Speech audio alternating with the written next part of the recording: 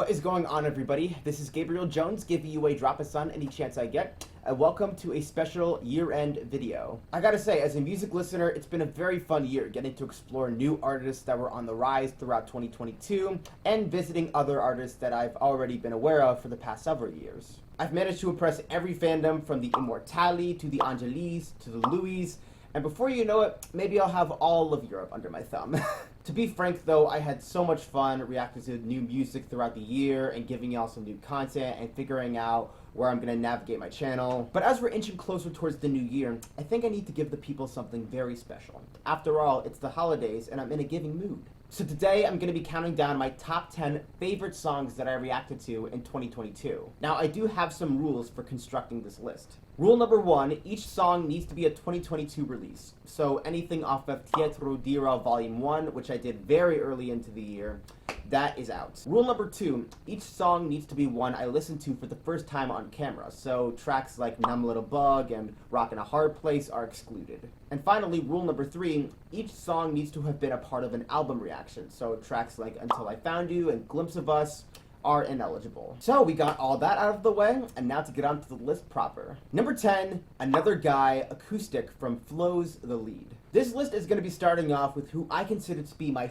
favorite act that I discovered in 2022. Flo is keen on bringing 2000s nostalgia to the music scene, paying homage to past acts like Destiny's Child, and they definitely have what it takes to run the charts. I was bumping Cardboard Box all year long, but if I have to choose a different song from their debut EP, it would have to be this slow ballad. While the instrumentation is spare, it does a good job at setting a mood very uncomfortable, which I think is fitting for the situation they're singing about. This track shows the ladies telling off a man who wasn't committed to making their relationship work, manipulating them into thinking he was the guy of their dreams. Every word is given such clear delivery that they make it hit you with impact. And of course, they harmonize with each other so well. Stella, Georgia, and Renee just really know how to harmonize with each other, giving the listeners goosebumps whenever they blend their vocals together. I have no idea where the non-acoustic version is available, or if they even released it, but I think this track did its job well. I'm just very disappointed that they haven't scored any charting hits in America, or any country for that matter,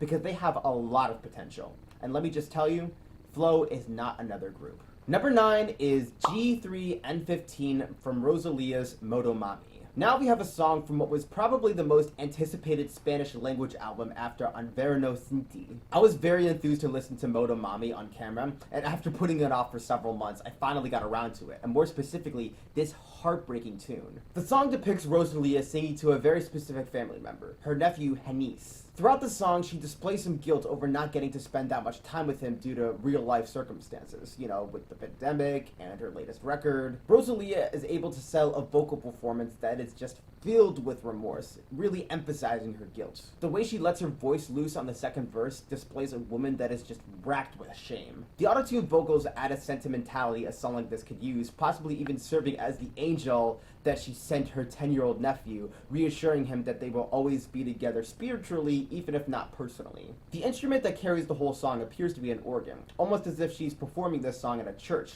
and I appreciate the organist taking us home with that charming solo. To add a nice little bow, we get a voice recording of Rosalia's grandma telling her the importance of faith and family, giving her extremely valuable life advice. It was quite the ride exploring her work throughout the whole year, and listening to G3 and 15 was a major highlight. Number 8 is Daylight from Harry Styles' Harry's House. I don't think any pop star had a bigger year than Harry. As It Was nearly topped the year-end Billboard Hot 100, but was outmatched by Glass Animals' Heat Waves.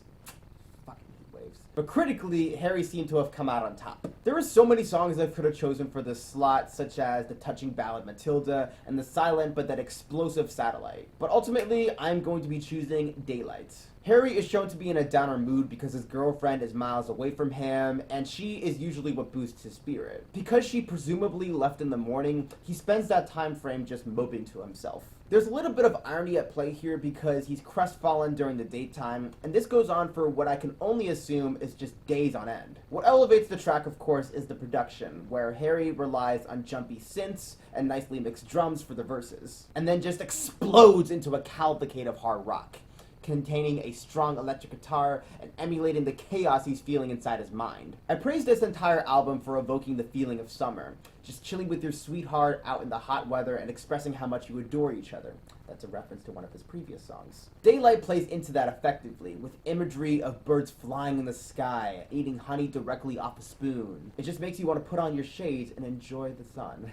Again, there were so many wonderful tracks on this album, but Daylight shows just how much Harry can shine. Number 7 is Snooze from SZA's SOS. It's a good thing I knocked out that SZA video right before the year ended, because I really wanted to include something from SOS on this list. This album contains so many good tracks, but ultimately I'm going with Snooze. This song shows SZA in a position where she's just craving love and validation from her partner. She finds that her insecurities take over when they're not around, and needs them to stand by her at all times to feel like she's worthy. The stress of having to serve as a perfect lover is really getting to her, and from a listener's standpoint, it just sounds very exhausting. I remember being confused by the bridge during my initial reaction, but now I recognize that's her singing about her inner thoughts using a lower register, and that's very clever. The song also possesses a calming bass line with some soft drumming, allowing you to enter a state of relaxation. I remember reading somewhere that she sampled Mac Miller for this specific song. If that is true, then I appreciate you doing that, SZA. I enjoyed the hell out of SZA's rock tracks, more specifically her collab with Phoebe Bridgers.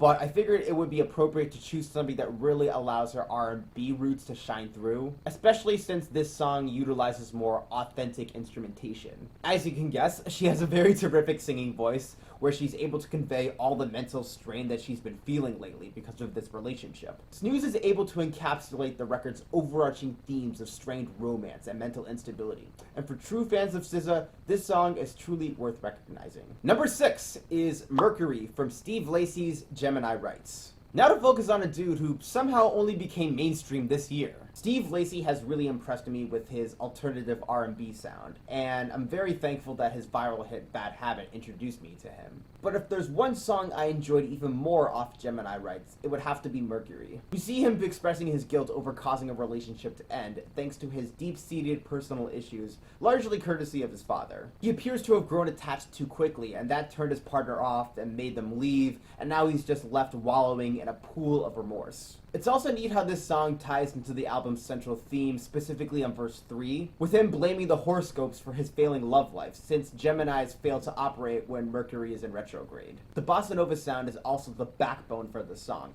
representing the chaos Steve's brain is shown to be in. The whole time you just feel like you're stumbling and wobbling as your mind is in total disarray. I also think Fouché deserves a shout out for joining Steve on the outro, playing the role of his imperfect love interest who promises to build a meaningful relationship with him. I was amazed by Steve Lacy's album from earlier this year, and I look to play it even more. What can I say? His music is out of this world. Number 5 is House on Fire from Bailey Zimmerman's Leave the Light On. Another brand new artist from this year that I have to put some respect on is TikTok star Bailey Zimmerman. I was blown away by his song Rockin' a Hard Place and the dark atmosphere that it possessed. And one other song of his that I jammed with was House on Fire. The song carries some great instrumentation, providing a cozy bass guitar and a nice soft tapping of the drums. More than anything, I just love that violin solo during the bridge, giving us that sweet emotion.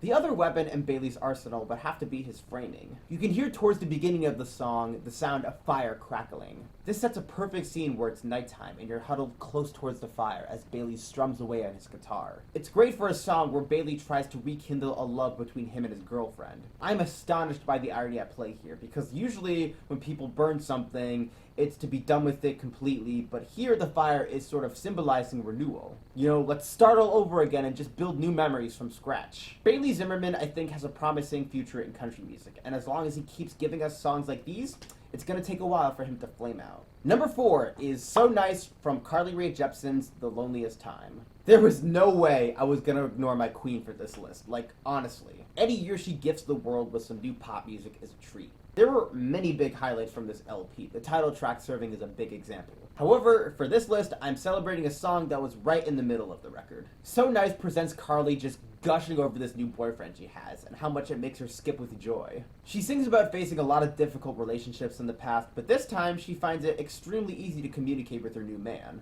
It just feels like a warm hug, being wrapped in the arms of a loved one in a big cozy sweater. sort of like this one. It also just has an easygoing tempo where it feels like you're cruising down the sidewalk and just taking in the pleasant atmosphere. This is illustrated by the slick bass guitar and the elevating synths. What really gets me about this song is the instrumental where the whole sound just breaks down on the bridge, utilizing a funky guitar and so many other pop sounds. Finally, Carly lays out just how charmed she is by this guy, calling him a cup of tea and the apple of her eye. Like, you can almost picture her blushing. It's so cute. Once again, Carly Rae Jepsen is unmatched when it comes to writing intimate love jams, and it is way better than nice. Number 3 is Silver Tongues from Louis Tomlinson's Faith in the Future. I never thought I'd be placing Louis higher on a best list than Harry, but here we are. But honestly, I was very impressed by the songs that Louis produced for his new album, specifically its third single. I didn't know what to expect when I first played it, but I was totally caught off guard when the tempo sped up. The track suddenly just hits you with the hefty drums, the dusty piano, and the shredding guitar, and suddenly you're just swept up in a joyous anthem. Louis is singing about all the good memories that he has with his friends, and how they always live it up when they're out and about in the city. They're cracking jokes, screaming loudly, and presumably writing One Direction songs. Also, I just love the atmosphere that Silver Tongues creates. You just picture yourself hanging out at midnight with your best pals. You're just having the time of your life at a bar, and once you leave, you're just rushing down the street and having trouble catching your breath. I'm also quite entertained by Louis' singing performance. You can just picture him belting these notes with a big grin on his face. He understands that you really need to cherish your memories because they don't last forever. Indie rock is definitely the genre that fits Louis, and I can see him selling out shows for a very long time. Number 2 is Less Than Zero from The Weeknd's Dawn FM. It's kind of a shame that Dawn FM underperformed commercially because it does have some decent tracks. My personal favorite would have to be the second to last song, Less Than Zero. Once again, Abel continues with the 80s pop synth sound, but this time it's for a track a lot more solemn. The context for this is that Abel let down his girlfriend in some fashion. Whether he cheated on her or just couldn't fight his insecurities is up for interpretation. Either way, she's leaving him and he's just left in a miserable state. Dawn FM was always an LP that focused largely on guilt, and with this serving as the final song that The Weeknd actually sings on, it really wraps up the themes quite eloquently. The pleading in Abel's voice is just so earnest, and it fits for Max Martin's production. The progressive tempo kind of symbolizes how swiftly everything is falling apart, and that ascending melody at the end of each verse is able to give the tune so much emotion. It almost feels like something of a tragic Shakespearean tale. Even though the album failed to reach number 1 on the Billboard 200, I expect it to make a lot of people's year-end best lists, and I hope that they praise this song in particular. And taking number 1 on my list is Places from Ella Henderson's Everything I Didn't Say. I find it baffling that I didn't explore Ella Henderson's discography until just this year. She possesses so much soul and grace that she's able to lift the listener up. I only thought her latest album was okay, since it didn't have that many tracks this time around, but the closer, Places, woohoo!